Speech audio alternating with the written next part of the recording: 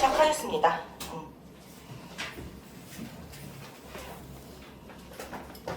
우리가 관료제, 탈관료제까지는 배워야지 공수 테스트를 풀 수가 있어가지고, 자, 우리가 웬만하면 좀 다른 진도와 좀 맞춰줬으면 좋겠는데,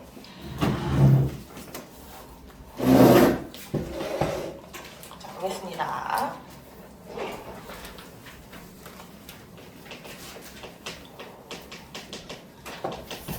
관료제와 탈관료제 파트입니다.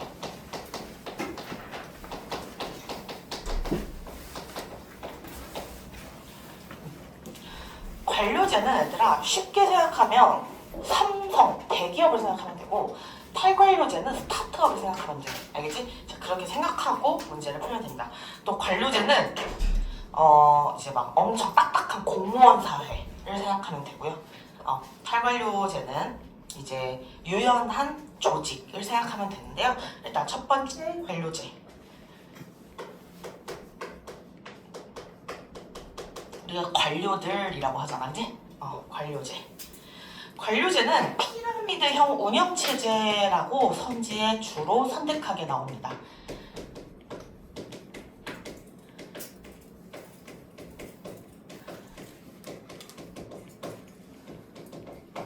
이렇게 생긴 거. 위에 대표가 있고 중간 관리자급이 있고 또 밑에 부하들이 있는 거. 자, 이 관료제는 어떤 의미를 가지냐면요. 우리 공식 조직 지난 시간에 배웠죠. 그 공식 조직인데 그냥 공식 조직이 아니고 대규모 공식 조직.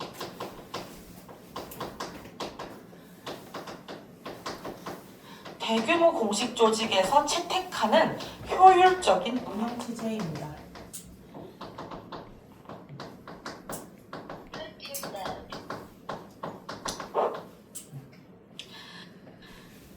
자, 이 관료제라는 제도 어쨌든 뭔가 이제 뭐 돈을 주는 지원제도 이런 건 아니지만 그런 이 관료제가 왜 생겼을까? 언제 생겼을까? 우리 등장을 살펴보는 게 좀 의미가 있는데요. 산업혁명이 일어나고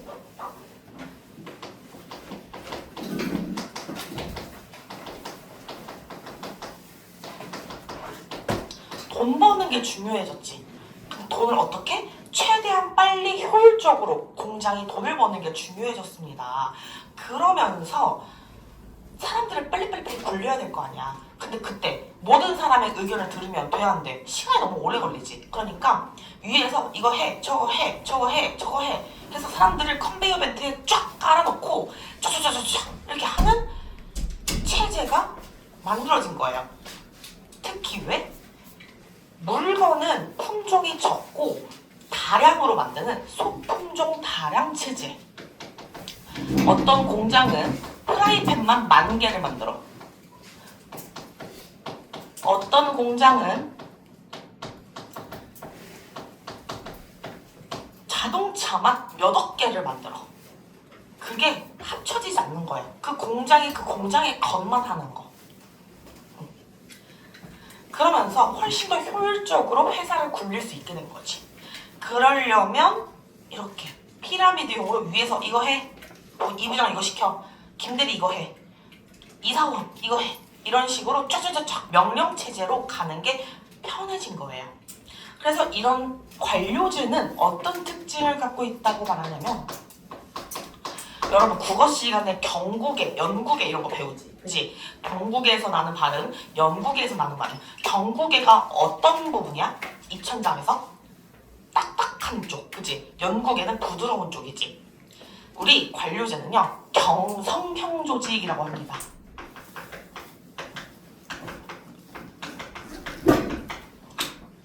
뭐야? 경직된의 경에 형성할 형, 경직된 형태.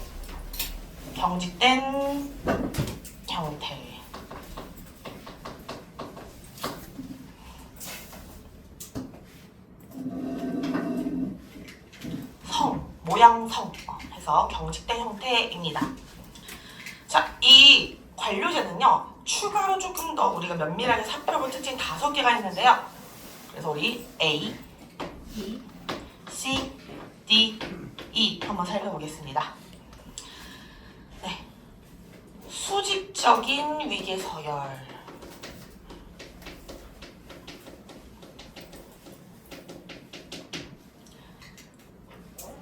수평적 업무 분화.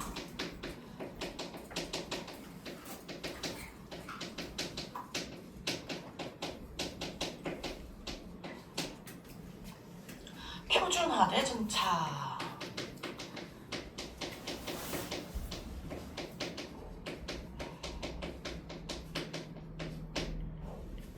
또 경력별 승진.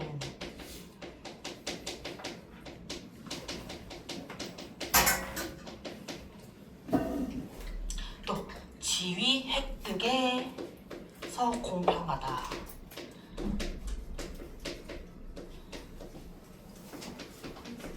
네.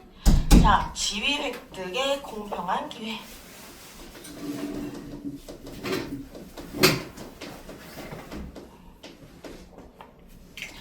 자, 애들 앞부분 못 들은 친구들은 카톡으로 요청하세요. 영상 보내줄게. 자, 하나씩 설명하겠습니다.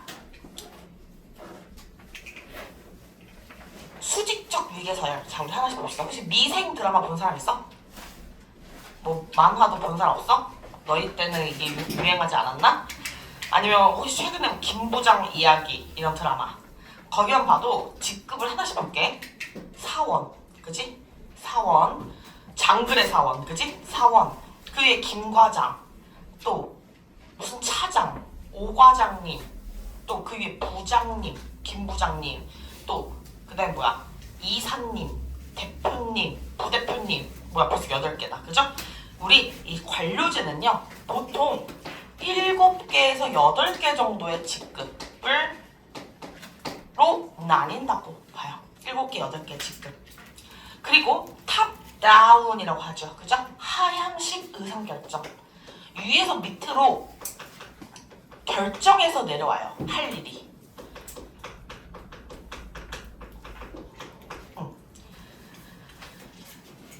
수평적 업무 분화는 뭘 얘기하는 거냐면, 대기업에 가잖아? 그러면 회계팀, 법무팀, 인사팀, 마케팅팀, 뭐 저기 뭐야, 경영팀 다 나뉘어졌어 있어. 그치? 근데 스타트업 같은 데 가봐. 회계하는 사람이 법도 보고 마케팅하는 사람이 회계도 보고 막 그래요. 그렇게 되어 있습니다. 자, 그래서 이거는 업무의 세분화. 업무가 굉장히 세분화되어 있다. 한 사람한테 몰려있지 않고요. 업무가 세분화되어 있어요. 그래서 이걸 수평적 업무 분화라고 하고요. 각자가 자기가 잘하는 걸 해요. 전문화되어 있습니다. 굉장히. 저희 어머니께서, 선생님 어머니께서 스타트업에 다니시거든? 스타트업에 다니시는데, 스타트업의 대표님이 회계 담당을 하신대. 거기는 회계팀이 따로 없고, 회계 담당하시고, 법무도 담당하시고, 그런 식으로 하신다고 하시더라고요. 근데 하지만 대기업은 그럴 일이 없죠. 애초에 사람을 회계팀으로 뽑고, 그죠? 그런 식으로 뽑으니까요. 또, 표준화된 절차. 우리가 지난번에 말했지만 공식 조직, 굉장히 가입과 탈퇴가 까다롭죠. 그리고 무슨 일을 하든지 모든 걸 다 문서로 남깁니다. 문서주의. 이들이 이거 해, 김사원 이거 해, 말로만 하지 않고요. 이 모든 걸 다 문서로 남겨요. 그리고 회사 내의 규약 같은 게 굉장히 중시되고요.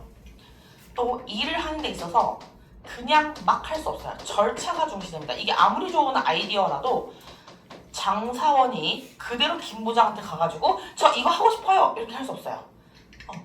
장사원이 김 과장이랑 얘기하고, 김 과장이 오 차장이랑 얘기하고, 오 차장이 또 김 부장이랑 얘기하는 구조죠. 하나하나 단계별로 가는 겁니다. 경력별 승진 원칙은 어떤 걸 얘기하는 거냐면, 내가 아무리 뛰어나도요, 김 부장님보다 먼저 부장이 될 수는 없어요. 이걸 우리는 연차와 공식적인 연차를 중요한다 해가지고 연공서열을 중시한다 라고 합니다. 시험에 굉장히 많이 나오는 표현이라서 빨간색으로 써줄게요.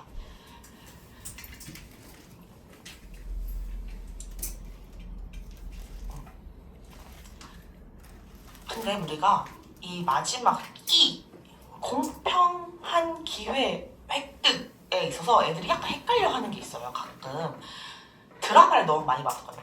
비리를 너무 많이 봤었는데 얘들아, 대기업만큼 지위 획득의 공평한 기회가 이루어지는 곳이 없습니다. 왜냐하면요, 삼성 2026년 상반기 신입사원 모집 공개 채용, 전 국민을 상대로 공개 채용을 해요.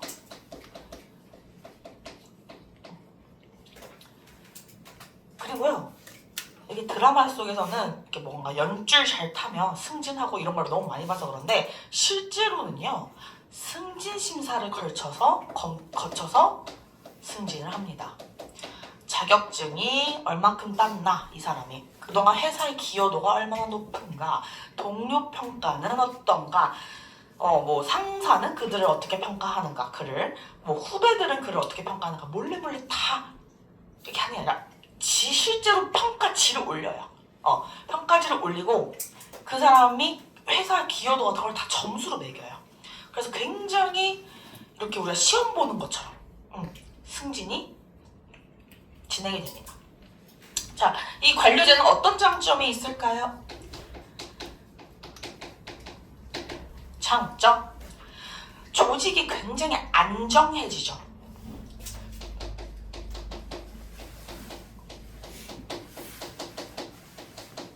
안정성이 높고요. 조직이 오래 갑니다. 왜? 절차를 만들어 놓고 규약을 만들어 놨으니까 누가 쉽게 깨기 어려워요. 그리고 내가 이 업무를 하면 그 다음 절차가 어떻게 될지, 또 내가 뭔가 실수하면 어떻게 될지 업무의 예측 가능성이 높아요.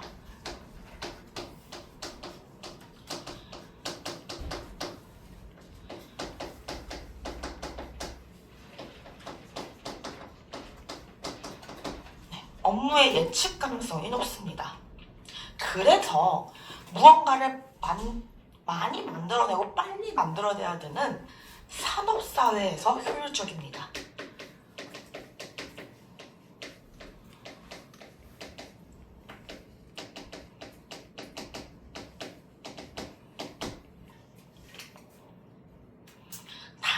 단점도 있겠죠.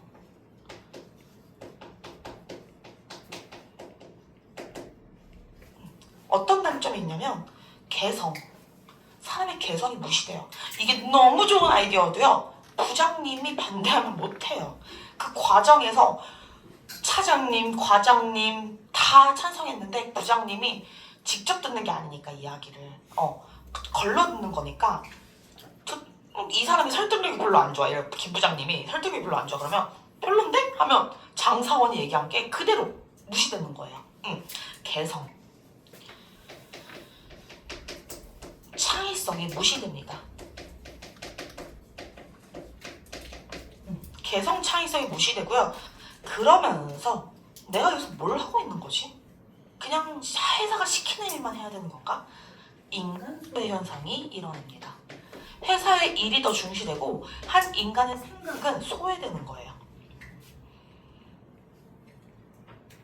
그래서 여러 가지 명칭들이 있는데 이 관료제의 단점을 부각시키는 첫 번째, 레드테이프 현상입니다.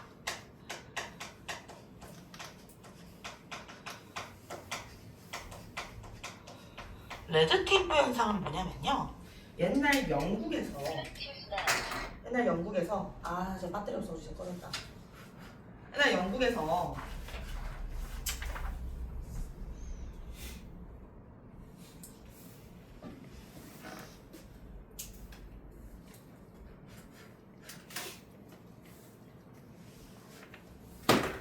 이따 보스텐스 봐줄 사람 미안. 자, 영국에서 어떻게 서류를 보관했냐면, 요즘은 어떻게 보관해? 다 전자가 돼 있죠. 근데 그 전에는 어떻게 돼서 이렇게 보관했겠지, 그지? 이렇게 그 전 단계가 어떻게 돼 있냐면 아, 저 혼인신고하러 왔어요 라고 하면 아, 네 그러시군요. 그 다음에 혼인신고 받아. 그 다음에 이거 똘똘똘똘 말아놔.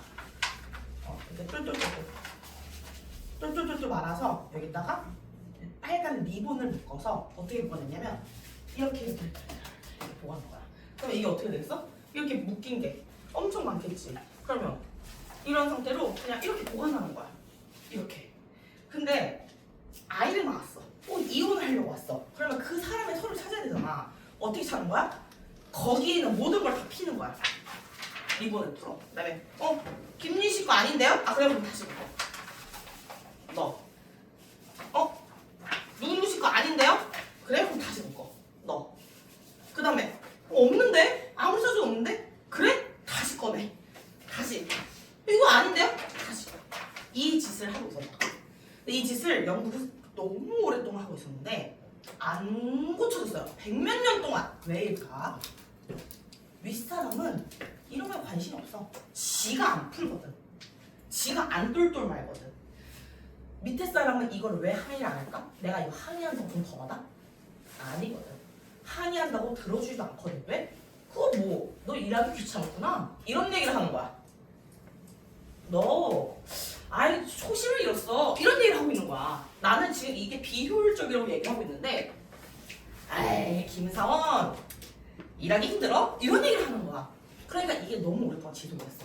근데 레드테이프 현상이 정확하게 딱 문제가 발생하면 언제냐면 사실 혼인신고든 아이 출생신고든 이혼 서류든 기다리면 돼. 민원인이 힘들 뿐이야. 일하는 사람이 힘들 뿐이고. 레드테이프 현상 영국에서 갑자기 파장을 딱 일으켰던 게 뭐냐면 얘들아 병원에서도 이런 방식으로 서류를 보관하고 있었겠지. 환자가 왔는데 응급 상황인데 심장이 멎기 직전인데 의료 차트를 못 찾는 거야. 이 사람을 빨리 들여와서 뭐 약물 어떤 걸 복용하면 안 되는지 이런 걸 빨리 찾고 이 환자가 우리 병원에 원래 환자였다는 걸 증명을 해야지 올 수 있는데 이 환자를 못 찾는 거야. 김윤희 씨라고요? 잠시만요. 김윤희 씨 차트 아닙니다. 잠시만요. 이것도 아닌데요? 어떡하지? 몇 년도에 오셨었다고요? 이걸 하고 있었던 거야. 그러다가 환자가 죽었어요. 그러다가 환자가 죽어서 레드테이프 현상이 문제다. 레드테이프 이거 고쳐야 된다. 이런 식으로 문서를 보관해서 안 된다라는 게 이제 주목을 받기 시작하면서 관료제 단정으로 지금까지 이제 전해지고 오는 거고요. 이건 결국 또 우리 사회문화 문제를 풀어야 되니까 지나친 절차를 중시하는 거에 선지로 나와요. 묶는 게 더 중요한 거야. 얼마나 예쁘게 돌돌 말아서 얼마나 단단히 묶느냐가 더 중요해지는 거예요. 이게 뭐예요? 환자를 살리고 민원을 해결해야 되는데 목적이 뒤바뀌는 겁니다. 이거를 목적전치 현상이라고 합니다.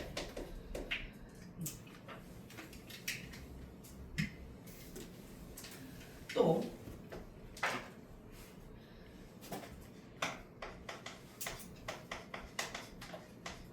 피터의 원리가 있습니다. 피터가 말한 거라서 이름만으로 직관적으로 느껴지는 건 없는데요. 피터가 어떤 얘기를 했냐면 무능한 상사가 있으면 그 무능한 상사는 평생 나랑 같이 가는 거야. 내가 퇴사하기 전까지는. 그치? 근데 그 왜냐면 내가 먼저 그 사람을 앞지를 순 없잖아. 왜? 연공서열이 중시되니까. 무능한 상사가 있으면 나는 평생 비효율적으로 일할 수밖에 없어요. 무능한 상사는 있네요.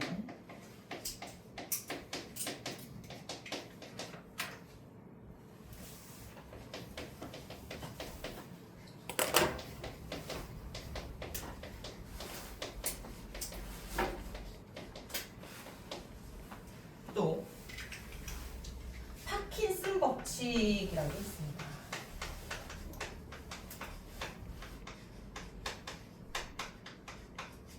파킨슨 법칙도 파킨슨 씨가 만든 거예요. 그래서 직관적으로 드러나는 건 없는데요. 자, 어떤 거냐면 회사를 먼저 차렸어. 어떤 사람이 회사를 먼저 딱 차렸는데 이 사람이 회사를 차릴 때는 이 정도 되는 한 명 혼자 1인 회사였어. 근데 회사가 점점 커지니까 혼자서는 회사를 꾸리기가 어려운 거야. 그래서 어떻게? 사람 2명을 뽑았어. 부대표가 됐겠지 그 사람은 나중에 사람들을 뽑았는데 회사가 더 커진 거야. 더 중요한 프로젝트를 맡게 됐어. 그래가지고 3명 가지고는 절대 못한다 해가지고 자기는 1명 부하가 필요하고 자기는 2명이 더 필요하대. 해서 1, 2, 3, 4, 5, 6, 6명 회사가 됐어. 6인 회사가 됐어. 이때부터 뭐 소기업이죠. 작은 기업. 10인 이내 회사인 거지. 근데 회사가 너무 일을 잘하는 거야. 그래서 또 뽑았어. 더 좋은, 더 큰 일을 맡아서 자기 이번 3명 필요하대 이번에는. 자기도 2명 필요하대. 자기 한 명, 이렇게 벌써. 왜냐면 1, 2, 3, 4, 5, 6, 7, 8, 9, 10, 11, 12, 10인 회사를 넘어섰어. 그지? 이런 식으로 그 다음 프로젝트 때 또 뽑아, 또 뽑아, 또 뽑아, 또 뽑아, 또 뽑아. 이런 식으로 계속해서 늘어나는 거예요. 이런 식으로 삼성도 발전해 왔겠지, 그지 얘들아? 응.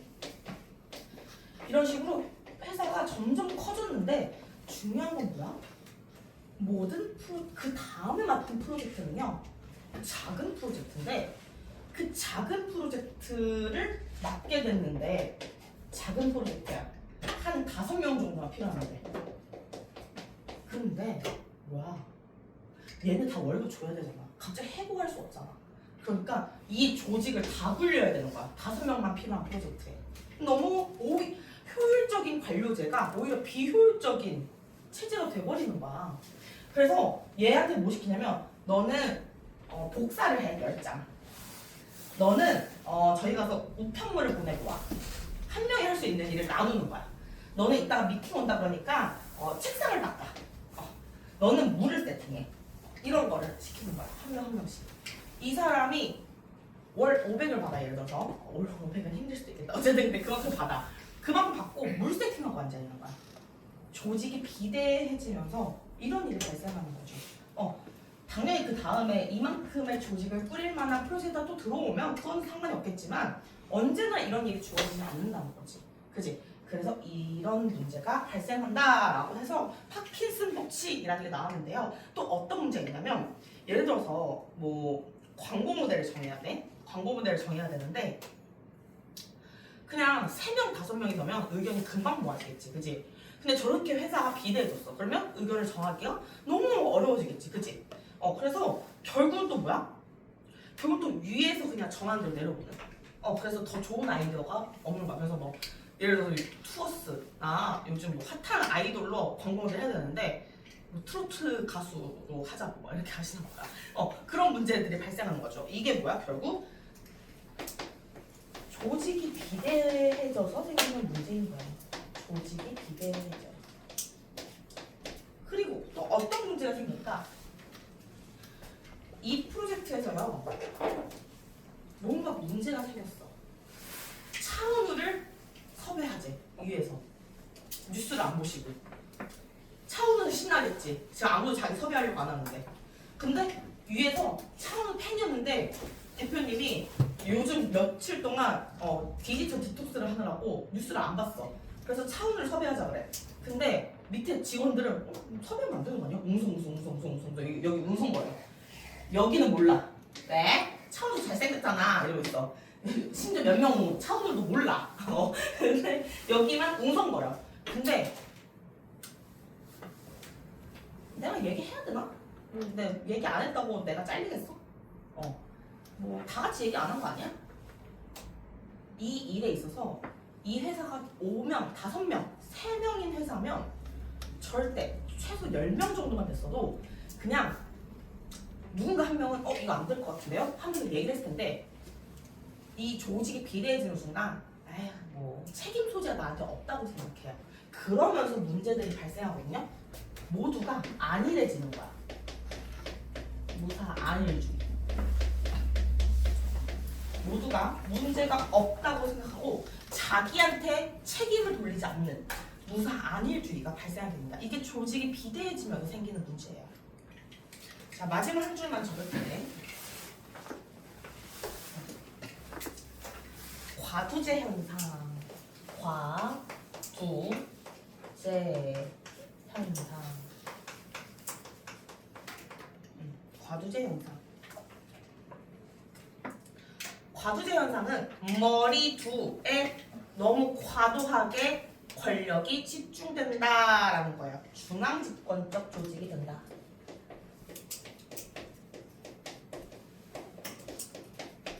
방금 말했던 것처럼 그냥 대표님, 임원, 이사님이 하는 대로 그냥 하는 거예요. 밑에 사람들의 의견을 듣기가 너무 어려워져요. 비민주적 의사결정을 하게 됩니다. 그래서 에이 이게 말이 돼? 차후로 뭐 금방 돌아오지 않을까? 이런 식으로.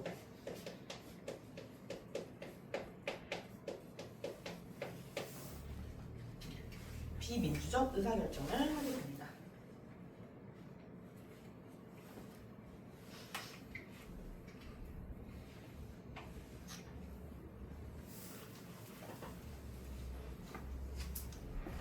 자, 여기까지가 관료제였고요. 그 다음 탈관료제에 대해서 배우겠습니다.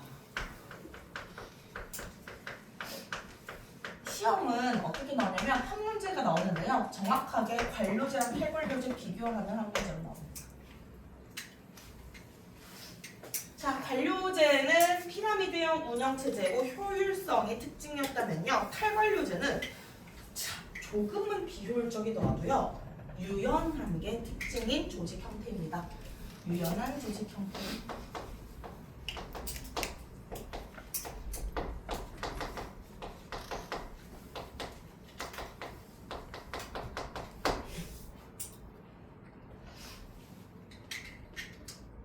근데 얘들아 헷갈리면 안 되는 게 탈관료제도 공식 조직이에요.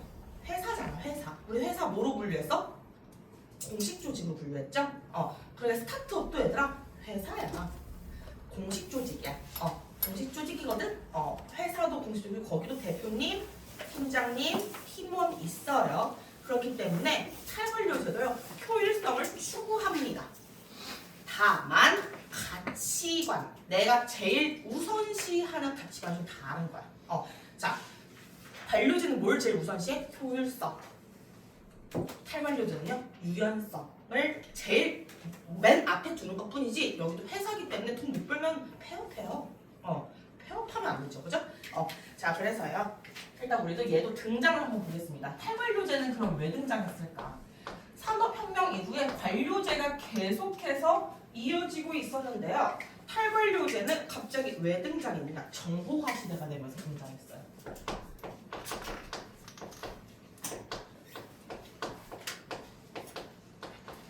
정보화 시대가 되면서요. 이 사회가 어떻게 변했냐면 한 회사가 한 제품만 만들지 않게 됐어. 그리고 이 사회가요. 너무 많은 상품들이 생겨났고요. 그거를 많이 만드는 게 아니라 작게, 적게 찍어내.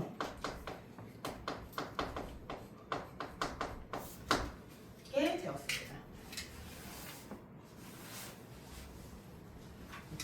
그러면서 부서도 어떻게 돼? 이 팀, 무슨 팀이 된 거야. 예를 들어서 태블릿 팀. 이게 삼성으로 예시를 드니까 또 애들이 헷갈릴까 걱정되지만 그래도 어쨌든 좀 잘 이해해봐. 태블릿 팀, 노트북 팀 이렇게 나뉜 거지. 예전에는 뭐야? 전자기기 이렇게 되는 거잖아. 옛날에는 삼성 그냥 전자기기를 만드는 회사였는데 뭐야? 태블릿 팀, 노트북 팀, 세탁기 팀 이런 식으로 팀이 완전 만들어지기 시작한 거죠. 자, 이 탈관료제는요. 이 정보화 시대에서 등장했다고 하는데 정보화가 어떤 특징을 갖고 있는데 정보화는요. 정보화 시대에서는 개성, 창의성을 중시하게 됩니다. 아이디어 좋은 아이디어 없어? 이런 얘기를 많이 하게 되죠.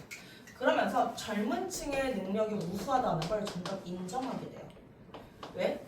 정보화 시대니까 정보를 잘 다루는 사람들이 능력이 우수하겠죠.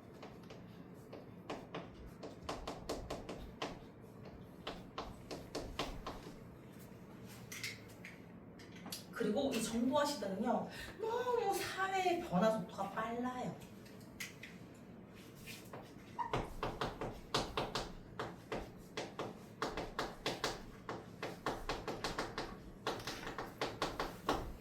사회 변화 속도 너무 빨라지면서 이거에 대해서 빨리빨리 대처해줄 사람이 필요해지는 거지. 유연하게 대처하는 능력이 요구됩니다.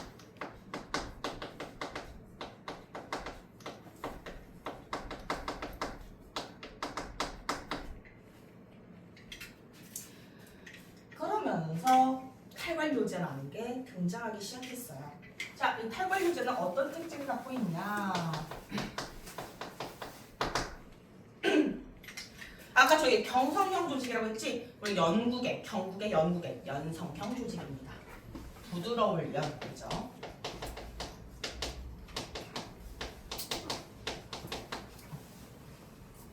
그리고 권력이 분산되어 있다라고 해서 분권형 조직이라고 해요.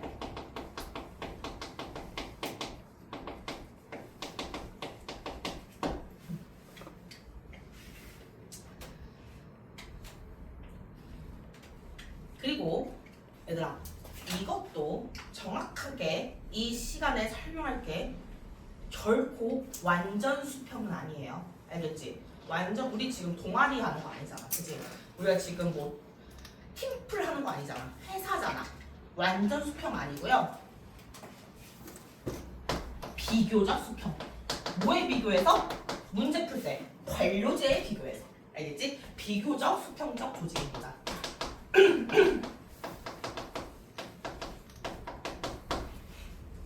문제에서 애들 많이 틀리는 포인트야. 비교적 수평적. 그리고요, 아까 말했듯이 업무가 나뉘어져 있지 않아요. 업무가 통합되어 있는 경우가 많아요. 한 사람이 여러 업무를 담당하게 돼요. 그리고 재량권을 중시합니다. 쓰고 설명할게. 또 경력별 승진이 아니라 능력별 승진이에요.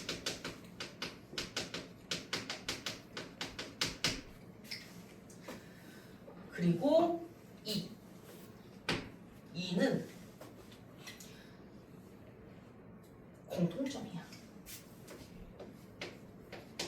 지위 획득에 공평한 기회.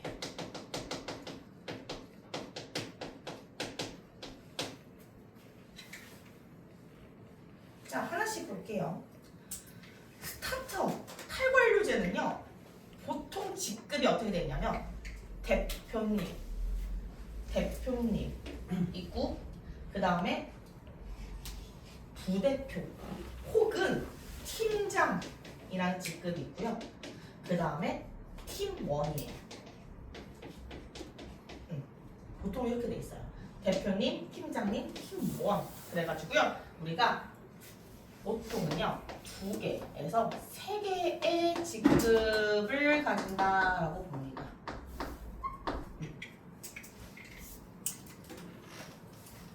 그러면 어디가 축소됐냐라고 보냐면 중간관리층이 대거 축소된 거예요. 이만큼이 축소된 거야.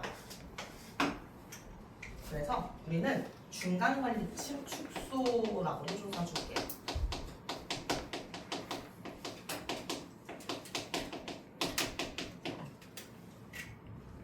그리고 의사결정은, 관료제는 하향식 의사결정이었는데 탈관료제는 밑에서부터 아이디어가 올라옵니다.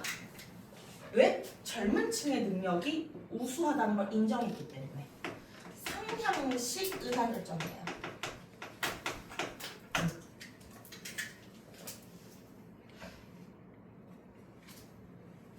자, 업무의 통합. 부서 간 경계가 모호합니다.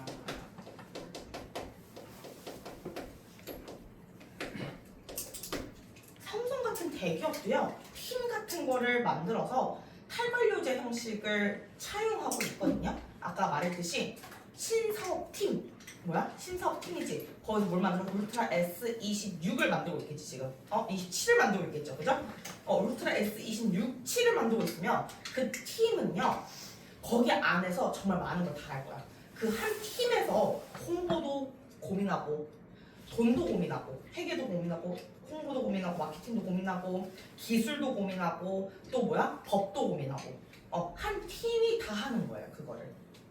이렇게 부서 간 경계가 모호해집니다. 또 재량권 애들아, 너네가 평소에 어디서 들어봤는 줄 알아? 재량 휴업일 들어봤지? 학교 재량 휴업일이에요. 이거 뭐예요?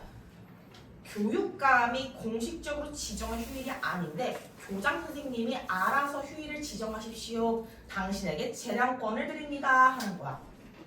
알아서 자기가 재량껏 결정할 수 있게 해주는 거예요. 그 재량권이 탈관료제에서 중시됩니다. 내가 알아서 결정할 수 있게 해요. 부장님 없겠죠? 팀장님 이거 어떻게 할 거야? 알아서 해. 네 프로젝트잖아. 이렇게 되는 거예요. 너한테 다 맡겼어 우리는. 이렇게 되는 거죠. 자, 이 뭐야? 개성이나 창의성이 굉장히 중시되는 거죠.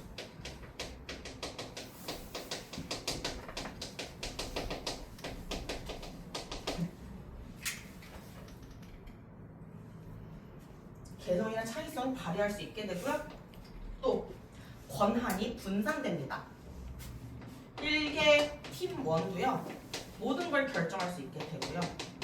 꼭 팀장 혹은 대표라고 다 결정하는 게 아니에요.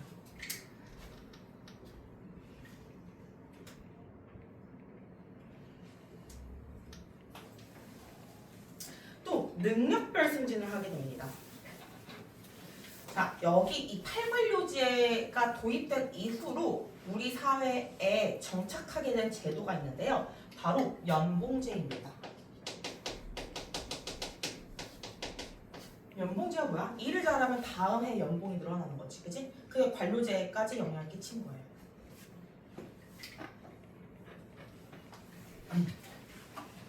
내가 올해 한 해 동안 일을 열심히 했어. 그럼 내년 연봉 협상을 할 수 있는 거예요. 이 연봉제가 도입됐습니다.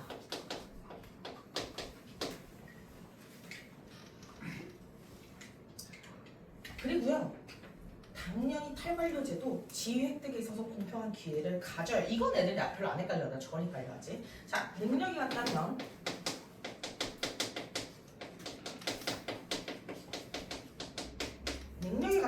기회가 동일하죠.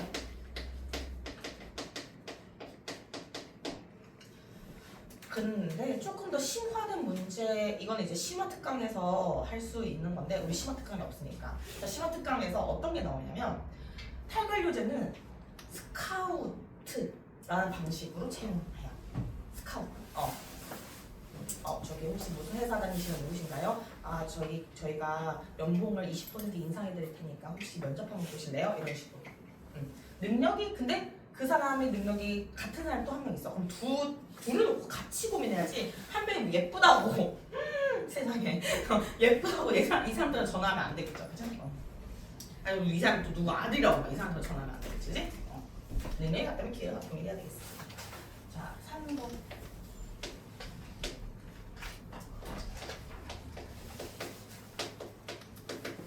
탈관료제는 이제 이름이 조금 있는데, 근데 뭐 다 똑같은 거예요. 근데 이제 뭐 이름이 좀 나뉘어져 있는데요. 어쨌든 탈관료제는요, 프로젝트별로 한시적으로 조직되는 형태다. 프로젝트별로 한시적으로 관료제 안에서도 조직이 될 수가 있어요. 예를 들어서요, 팀.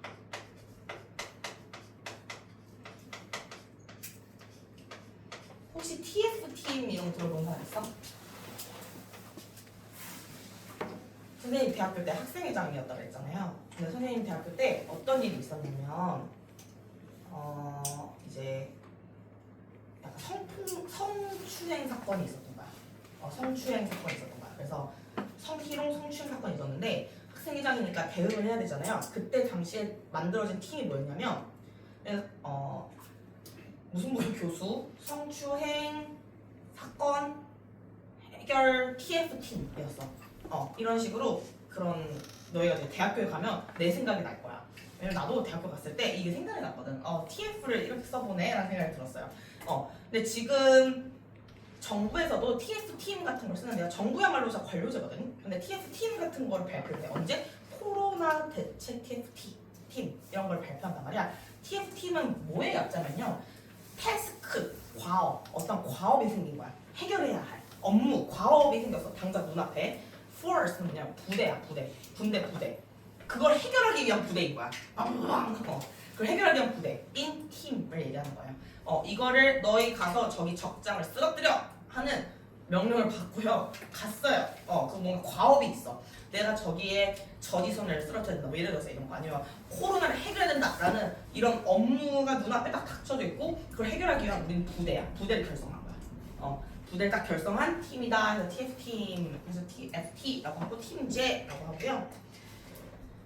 또 네트워크형 조직이다라고도 해요. 이거는 왜 이런 이름이 붙여졌냐면 자 저기 뭐라고 돼 있어? 관료제 옆에? 얘들아? 피라미드형 운영체제라고 돼 있죠. 이거랑 딱 비교되는 느낌으로 학자가 이름을 붙인 거예요. 우리는 비록 팀장, 팀원, 대표님 이렇게 뭐 직급이 이렇게 나뉘어져 있지만 우리 피라미드형 아니야. 우리는 어떻게 돼 있냐면 만약에 어떤 과업이 있어 해결해야 할 문제가 있고 뭐 우리 회사 스타트업이야. 스타트업이면 뭐 뭔가 회사 뭔가 뭐 해야 될 게 있겠지. 그러면 우리는 여기 대표님을 선두로 해서 혹은 꼭 대표님이 아니더라도 어떤 태스크 과업을 선두 딱 중심에 두고 이렇게 그냥 일을 하는 구조야. 각각 맡은 일을 하는 구조야. 이거 약간 네트워크 이런 그림에서 본 적 있지? 맡은 일을 하는 구조야지 저렇게 피라미드가 아니야 라는 거를 대비하기 위해서 만든 언어예요. 수평적이라는 거지. 뭐 비교적 수평적이라는 얘기를 하고 싶은 거예요. 또